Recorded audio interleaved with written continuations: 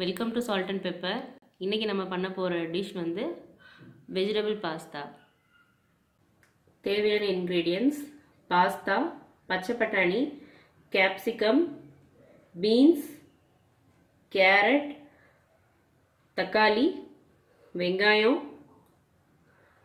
இது வந்து soya sauce, vinegar, pepper, salt, சீரகம், பச்சை மிளகா, ஜிஞ்சர் கார்லிக் பேஸ்ட்டு, எண்ணெய்.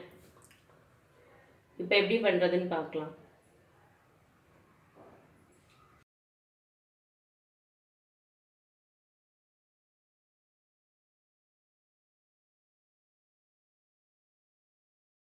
முதல்ல பாஸ்தாவை வேக வைக்கணும். அதுக்கு ஒரு பாத்திரத்தில் தண்ணி வச்சுருக்கேன்.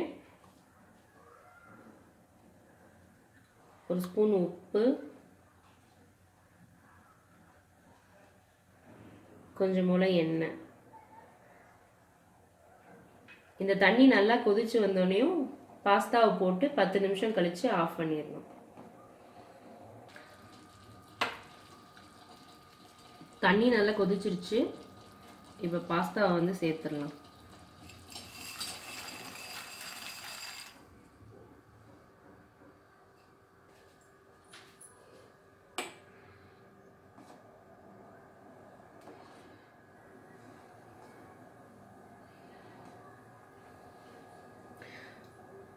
இது வேகிறதுக்கு எப்படியும் 7லேருந்து 10 நிமிஷம் ஆகும். பாஸ்தா நல்லா வெந்துருச்சு.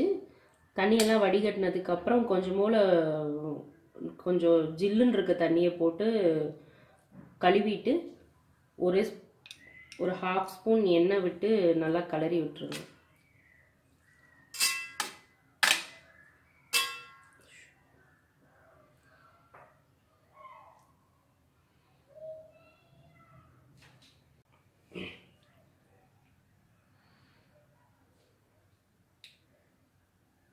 கொஞ்சம் போல எண்ணெய் ஆட் பண்ணி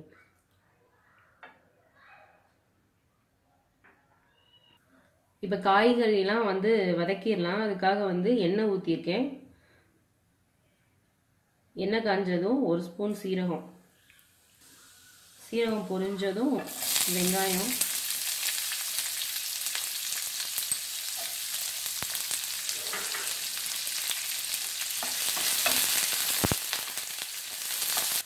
வெங்காயம் லேசாக வதங்கினதுக்கப்புறம் இஞ்சி பூண்டு விழுது, அப்புறம் பச்சை மிளகாய்.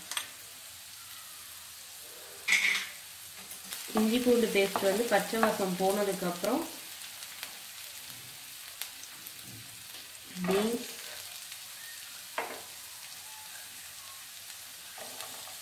பட்டாணி ஆட் பண்ணி கொஞ்சம் நல்லா வதக்கிடுவோம். பீன்ஸும் பட்டாணியும் கொஞ்சம் வதங்கினதுக்கப்புறம் கேரட் சேர்த்துக்கலாம்.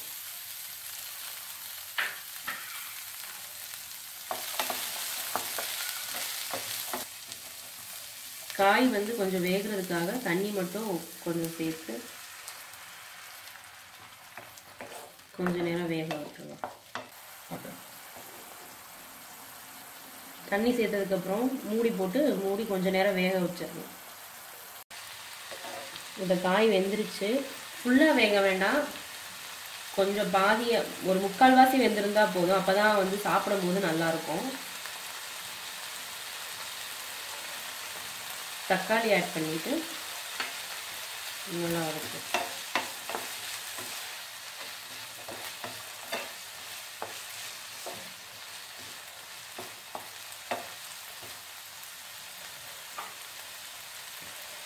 கேப்சிகமும் சேர்த்துக்கலாம். கேப்சிகமும் தக்காளியும் ஒரு 2-3 நிமிஷத்துக்கு வந்து நல்லா வதங்கணும்.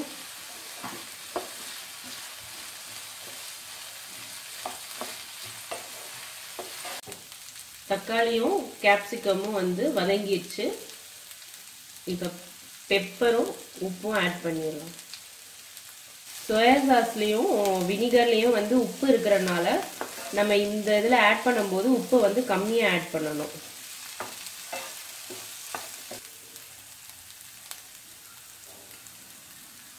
இப்போ வினிகர்,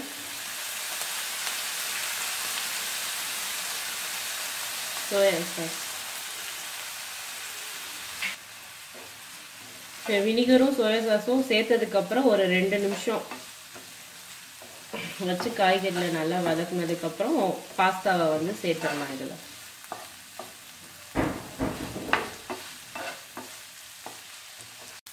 இப்போ பாஸ்தாவை வந்து சேர்த்துடலாம். இதில்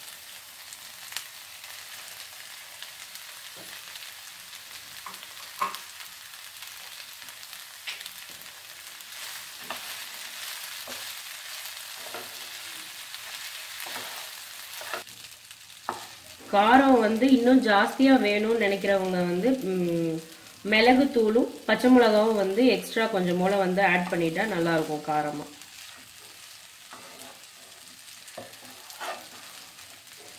வெஜிடபிள் பாஸ்தா ரெடி ஆயிடுச்சு. வெஜிடபிள் பாஸ்தா ரெடி ஆயிடுச்சு. இதோட சாஸ் வச்சு சாப்பிட்டா நல்லாயிருக்கும். நீங்களும் வீட்டில் ட்ரை பண்ணி பாருங்கள். பிடிச்சிருந்துச்சுன்னா லைக் பண்ணுங்கள், ஷேர் பண்ணுங்கள், சப்ஸ்கிரைப் பண்ணுங்கள். தேங்க்யூ.